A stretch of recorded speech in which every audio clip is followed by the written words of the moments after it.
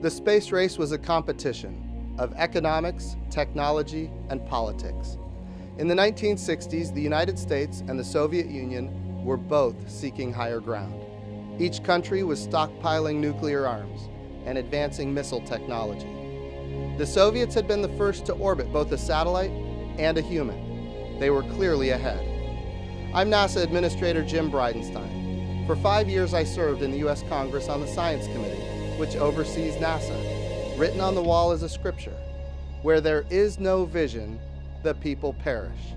On May 25, 1961, President John F. Kennedy presented Congress with the most inspirational vision in history, and he gave it a deadline. I believe that this nation should commit itself to achieving the goal before this decade is out of landing a man on the moon and returning him safely to the earth. This vision was placed in jeopardy when, in 1967, the Apollo 1 fire killed Gus Grissom, Ed White, and Roger Chaffee. And then in 1968, the uncrewed Apollo 6 mission also failed. Still, the Soviets planned to fly around the moon as early as the end of 1968. So NASA made aggressive and even dangerous plans. The plan was to skip 2 Apollo test flights, drop the moon lander, and go directly to lunar orbit with humans.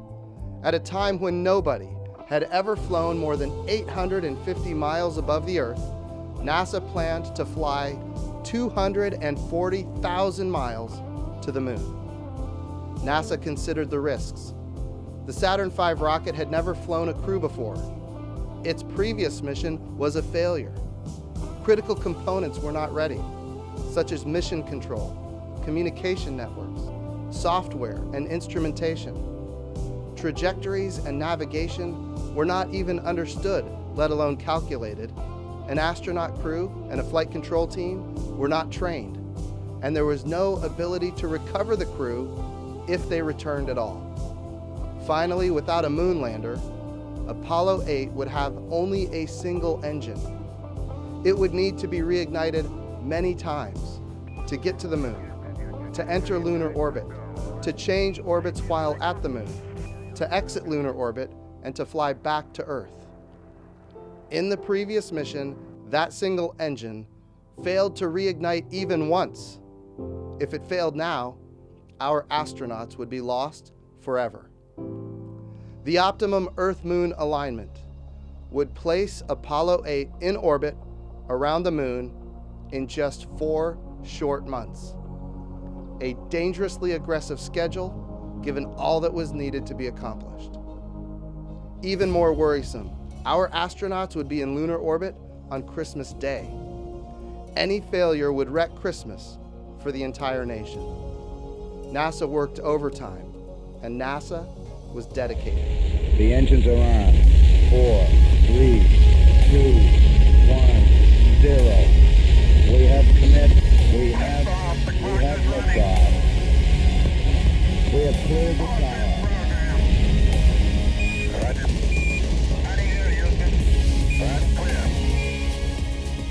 On Christmas Eve, Frank Borman, Jim Lovell, and Bill Anders were the first humans to orbit the moon and the first humans to see an Earthrise above the moon's surface.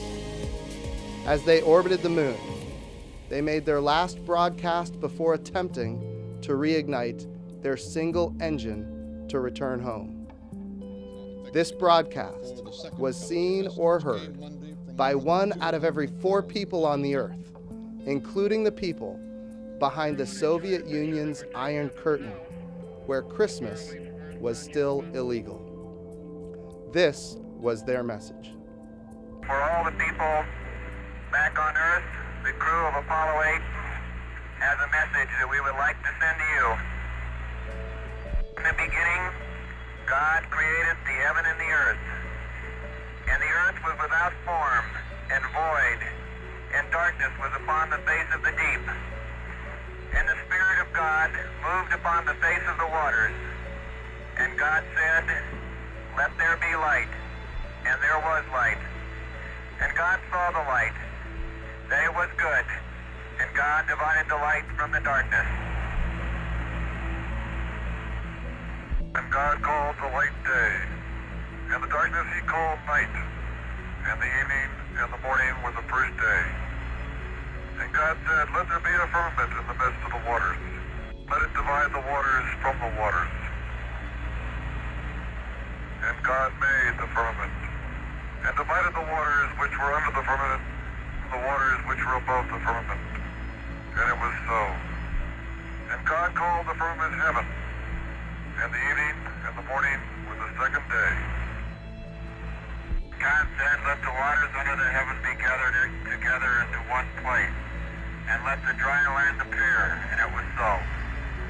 And God called the dry land earth, and the gathering together of the waters called he seas. And God saw that it was good. And from the crew of Apollo 8, we close with good night, good luck, a Merry Christmas, and God bless all of you on the good earth.